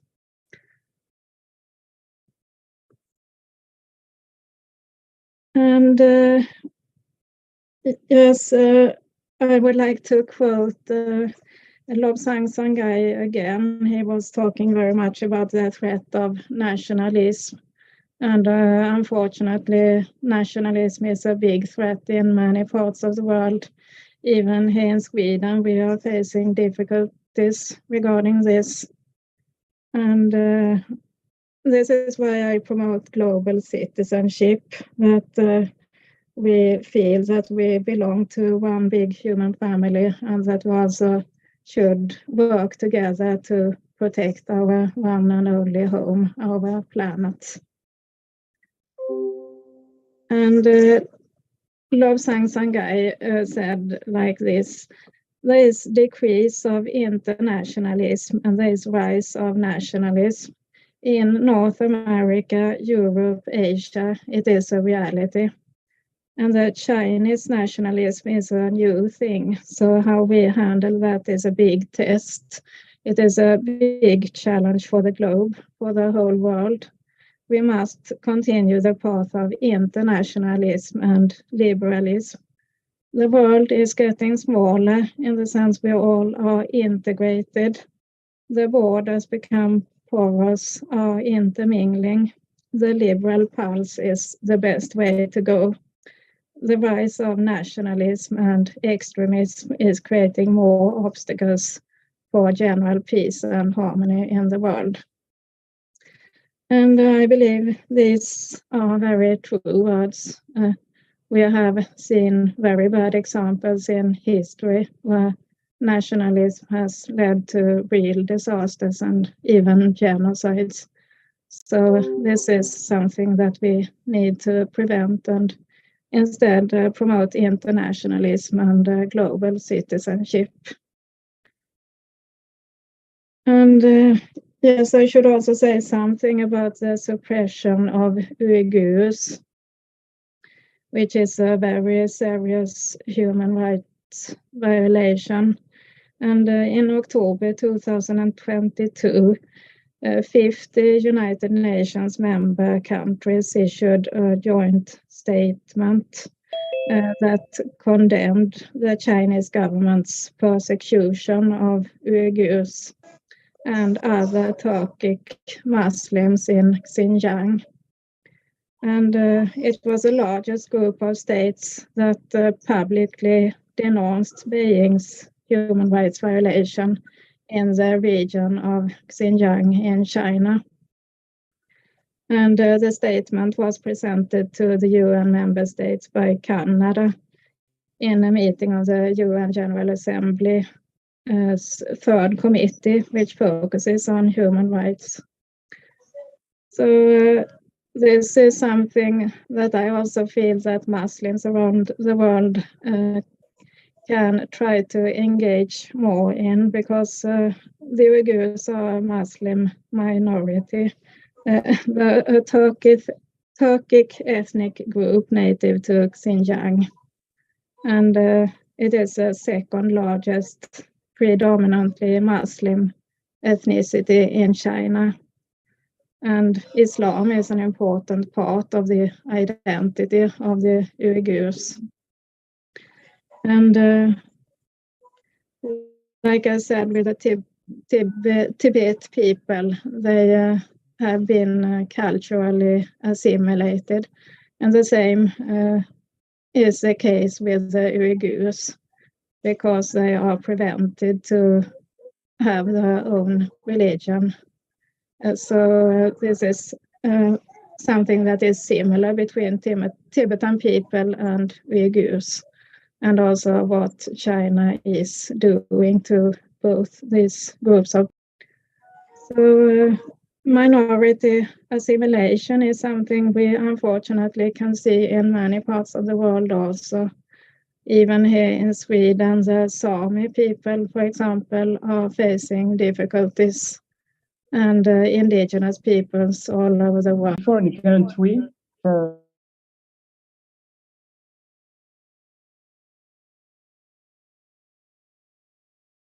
in that the two countries share the same cultural foundation.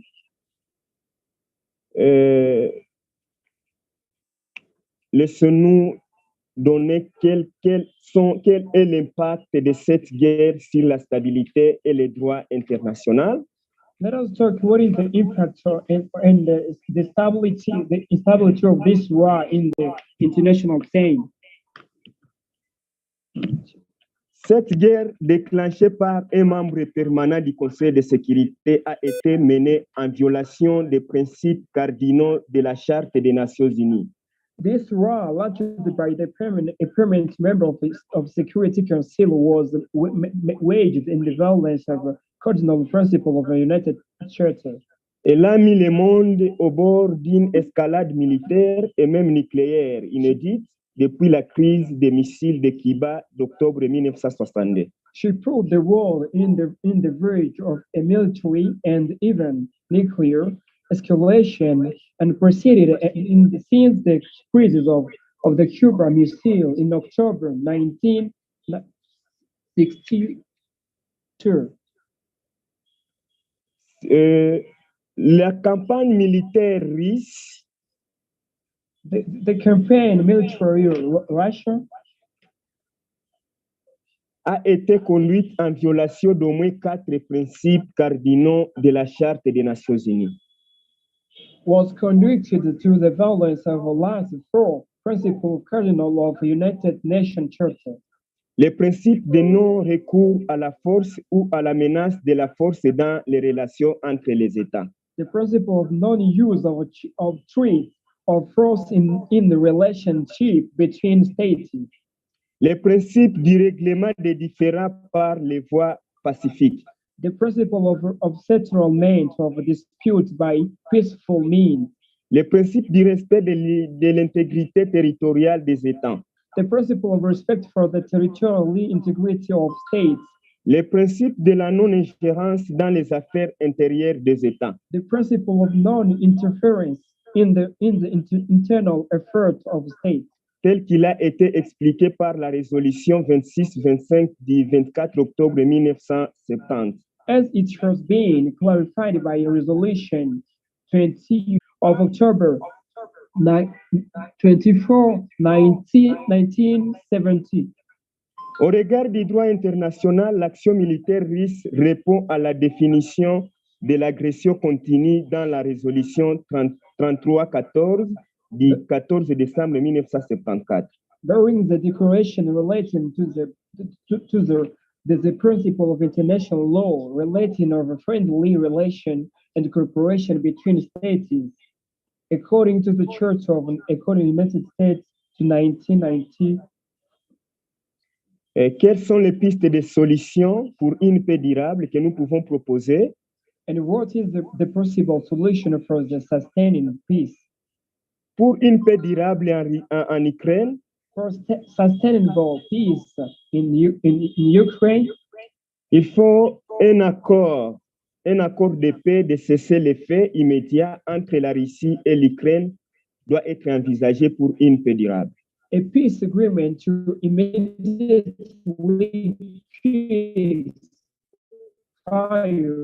ceasefire between Russia and l'application de la politique de bon voisinage entre les deux États et la démilitarisation des zones occupées par les troupes russes en Ukraine. Application of the good neighborhood policy between two states and the demilitarization of area occupied by the Russian troops in Ukraine. La signature d'un accord adapté aux puissances actuelles entre la Russie, les USA, l'Union européenne et l'Union africaine pour la gestion de l'ordre mondial actuel. The signing of an agreement adapted to the powers between Russia, the US, and Europe, and the Euro for the management of the current world order. Et je crois que si ces propositions sont prises en compte, et si nous nous mettons ensemble tous au niveau international, partout où vous êtes, tous les pays, nous pouvons trouver la paix en Ukraine. Apart from this, I mean the participation of each one for looking and seeking for the peace is important for establish the peace in Ukraine. Ainsi dit, nous vous remercions. Thank you. And here's we are talking, we recognize that we are thankful. Thank you.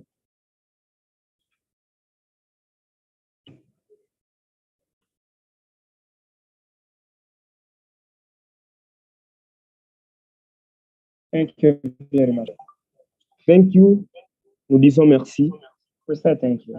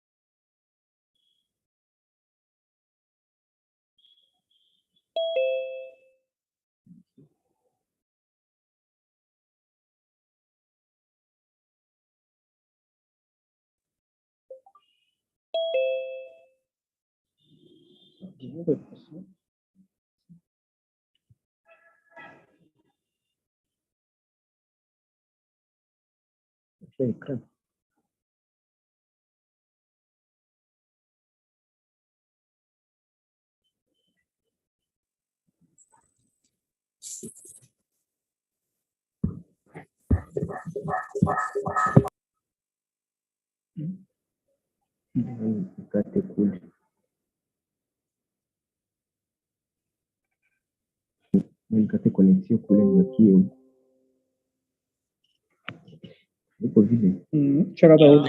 Thank you very much. Thank you very much. And this time, let me call our speaker from Sri Lanka, Fenentelela. My pronunciation may be not good, but let me call our speaker, Fenentelela from Sri Lanka. Please, sir. Hi, comrades, friends. Can you hear me?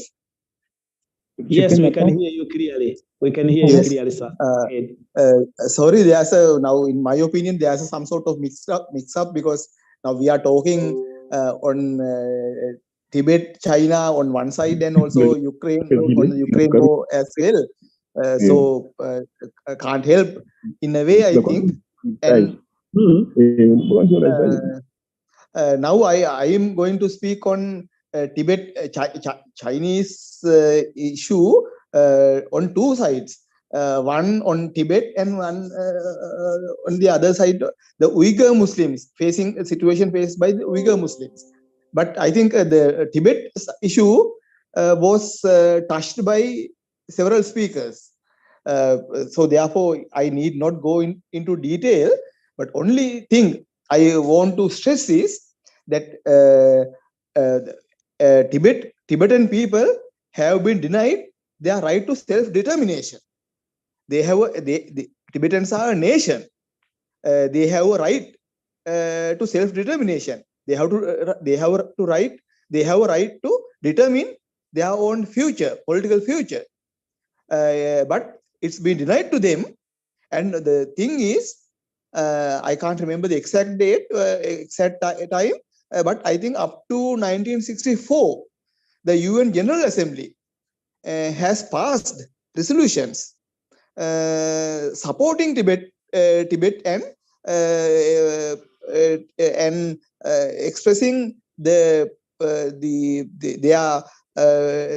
opposition to the Chinese annexation of Tibet in 1959, and in 1950 and up to 1964, the UN General Assembly has voted against China, but thereafter, not even a resolution has been presented to the UN because of the influence of China. So the Tibetan people have been left to fight alone in the present world, because China has expanded its tentacles everywhere in the world, especially in the developing world. So nobody speaks about Tibetan people. So they have been left to fight on their own, and they are in a very miserable situation in Tibet because of the extreme harsh measures imposed by Chinese regime on Tibetan people in respect of their culture, religion, traditions, and so on. So I won't go into more details on Tibet. And the other aspect I want to speak is with regard to Uyghur Muslims in the central China. Now, Chinese regime is maintaining a policy that the people living in the mainland China are all Chinese. So they don't accept the national differences of other communities, especially in the mainland China.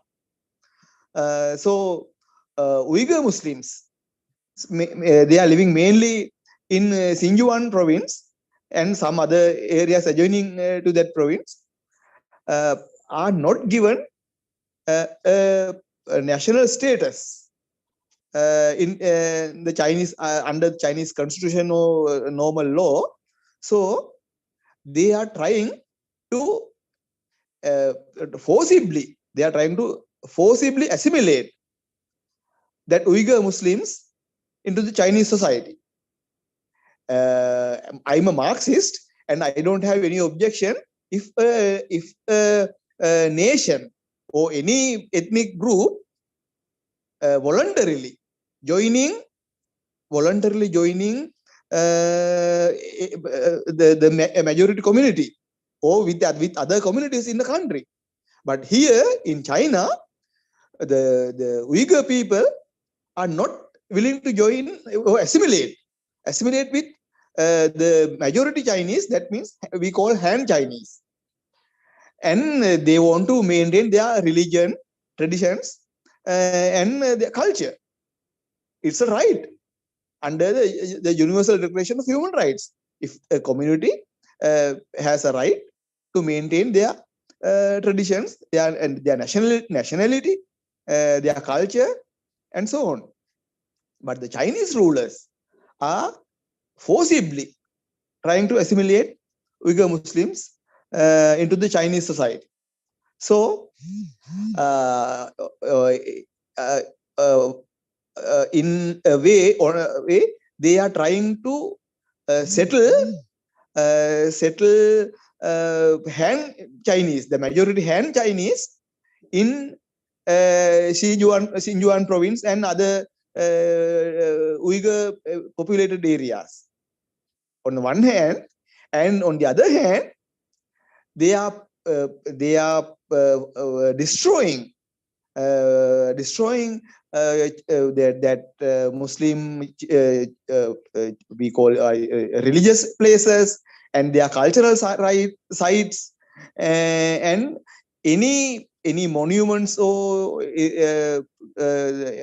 erections that depict Uyghur Muslims' culture or their religious religion, and they are trying to, Chinese rulers are trying to impose their version of communism on the Uyghur Muslims. That Chinese rulers are not following any real communism, in my view. That's a complete distortion of communist ideology. But the rulers, Chinese rulers, are forcibly trying to impose their communist rule onto the Uyghur Muslims. So they have been denied their culture, they have been denied their religion and to profess the religion, and they have been denied their traditions, to keep their traditions, and they also they are being forced to study Chinese language, Han Chinese language, and in this way, Chinese regime wants to destroy Uyghur people as a community, and they want to forcibly assimilate Uyghur Muslims into Chinese society. So this has created a very pathetic situation in the among the Uyghur Muslims. They have been conscripted into various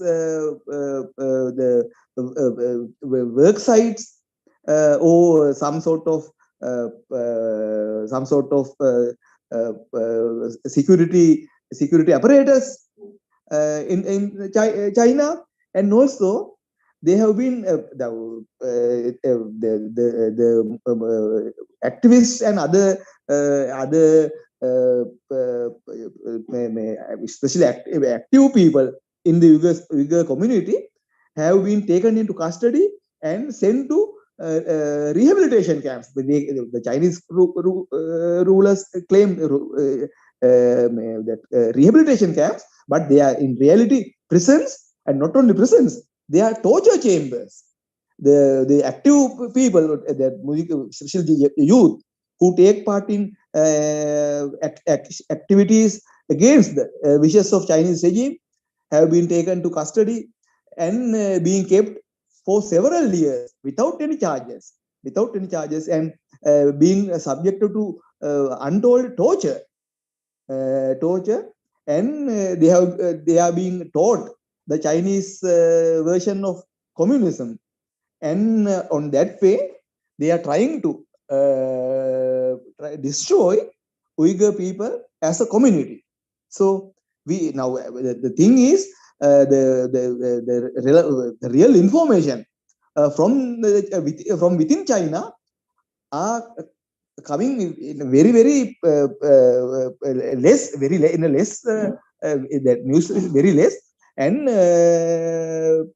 we are trying to get the information in a very difficult manner, and especially the information leaked into Hong Kong, only Hong Kong, that we can get some insight into the situation of Uyghur people.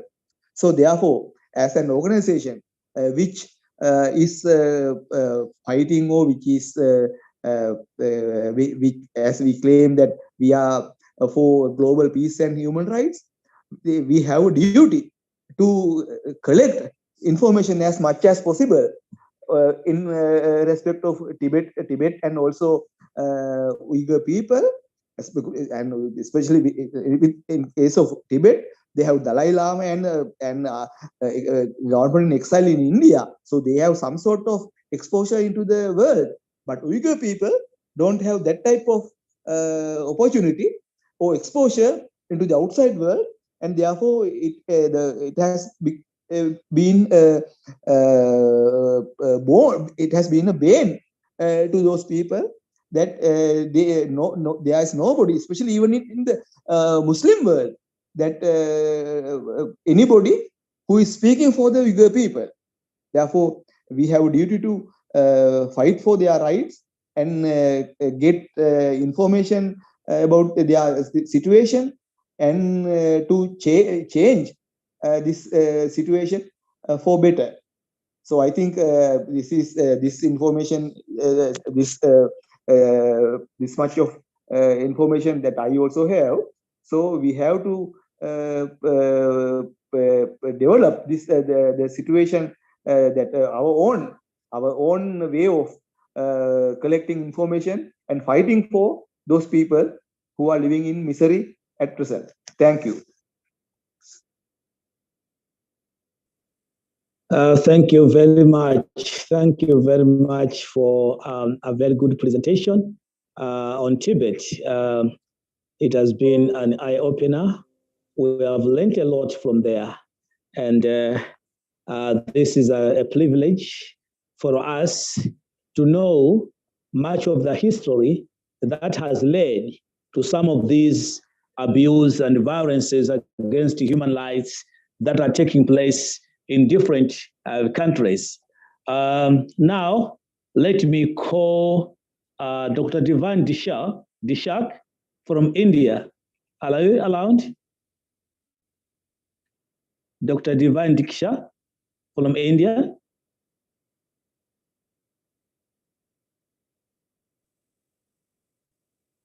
Dr. Vijay Kumar Salve is present. Hello. Dr. Vijay Kumar Salve. Dr. Manuel. Hello. Yeah, Yes, I can hear. Dr. Vijay Kumar Salvia. Yeah. Dr. Vijay Kumar. Yeah. Okay. Go ahead, sir. Go ahead, sir. Good morning, good afternoon, and good morning to all of you. With respect to international standards, I welcome all of you on this beautiful platform that is United, our organization, that is the United Peace, stand for the United Peace. So, as you know, Dr. Syed Hanifuddin and all our team members are working together, and now we have changed the name, that is globally stand for the United Peace. So, yes, the peace is very important for everyone, as you know that in Ukraine and Russia war, we have seen that there is so much discriminations of all over the human rights. As you know, the first is the humans. The first is the human body, human psychology, and whatever the we can say the humanity. And next we come to the whatever the we can say the air, water, and food, clothes, and all whatever the requirement resources. Now, Ukraine and Russia war is, we can say, a war between the ego. It is the war for the resources. It is a war for, we can say, the materialistic. It is not taking the, we can say, the importance of the humanity from the both sides. It is the, we can say, the Russia-Ukraine war is the resolutions for that is the, we can say, to maintain the humanity, to love the people. But here we are seeing that from the both the parties, they are now taking the restricted methods, they are taking the restricted tools. So actually the common people, the innocent peoples are now facing the problems. Similarly, international students, international peoples are getting the problems who have gone in Russia, who have gone in Ukraine for their future. So it diminishes, it discriminates the, we can say, the international faith on such type of, we can say, a very reputed countries. As there is so much medical facilities in Ukraine. It was in Ukraine. Our Indian people, Sri Lankan people, and there are so many, we can say, the world's people getting they are getting the educations from various topics or various fields. But we are seeing that after the war, they're disturbed and their future has been disturbed. So we can say the generation, the future generation who believes on such type of countries, that these countries are very good and we have got the safe future, but now they are getting the problems. They are now migrate from the places, and that gives the problems to the emerging we can say the generation, and they how they are getting the education, how they will get the education. Similarly, the persons who are living in Ukraine, they are getting the problem. The women are raped, the women are sexually assaulted, they are sexually discriminated. So it gives the we can say the highlight, it gives the reflection of other women in the parts of the world that they are not safe. Similarly, the peoples who are there, who have the, we can say, hundreds, they have the roots of hundreds of years or 200s of years, they are now getting the problem. However, it was the mistakes by the rulers, it was the mistakes of the leaders that who are not taking care of this their person. But innocent peoples and very, we can say, women, children, and who the persons, the male who are working efficiently, they are getting the problems and they are ruined by the militaries, they are ruined by the, we can say, the powerful armies. So it is the mistakes of Ukraine also, it is the mistake of Russia also, that they are not taking the middle line of the peace. So they should now take the middle line of peace. However, the other countries are also involved. If we go to the history, the NATO, and there are so many, we can say, the United Nations countries are involved in the history of this Ukraine and Russia war.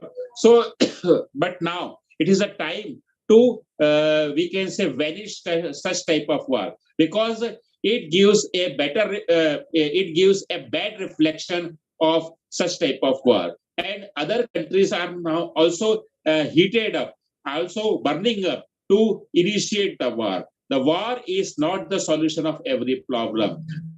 No, war is not the solution of development. War is not the solution of leadership. The only, we can say, to work for the humanity, to work for the people's right, to work for the human rights, to work for the humanity, to work for the happiness. It is the power for our future. So I would like to say that the Russian-Ukraine war is the, we can say, the trailer, the landmark, or we can say it is the example how to establish a peace. Other countries who have the conflict in between them, other peoples who have the, we can say, ego problem, others, those who are getting the, those who wants the solutions to get the peace, they should learn from that whatever may be the, we have the issues, whatever may be the conflict, that will be only, we can say, settled by a speaking. That is only settled by, we can say, on a table, not by the gun. So I will not take so much time. 10 minutes are extended, and similarly, I say to all of that please follow the schedule. Please restrict to the 10 minutes so that all should be well in the, we can say, in a safe and very, we can say, they will get a good exposure on this platform. Thank you, everyone. Have a nice day, and let's work for the peace for all over the world.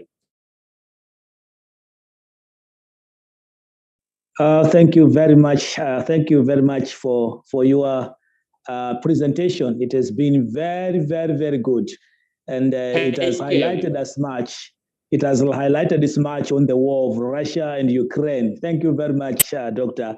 It's really nice having you aboard. Thank you very much. Thank you. Now let me call for another speaker. This is Mr. Hussein, Dr. Hussein Hamuza from Nigeria. Dr. Hussein Hamuza from Nigeria, are you with us? I've already spoken. Oh, you have already spoken. Oh, thank you very much. Thank you very much. Let me call Mr. Magister. Is it Mrs. Magister Sonia Margarita Zunia from, I don't know from where, from which country. Let me call Mrs. Majarisa. Is it Dr. Majarisa Sonia Margarita Zunia? Zurita? Are you with us? Dr. Zurita?